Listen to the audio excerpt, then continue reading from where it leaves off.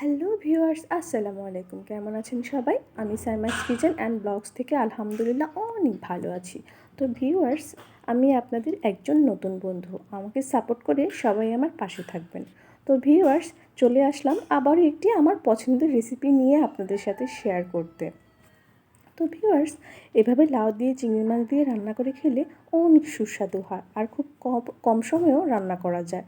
তো ভিউয়ার্স, আমার ভিডিওটি যদি একটু ভালো লেগে থাকে তাহলে সবাই আমাকে সাপোর্ট করে এবং আমার চ্যানেলটিকে সাবস্ক্রাইব করে আমার পাশে থাকবেন। কেমন?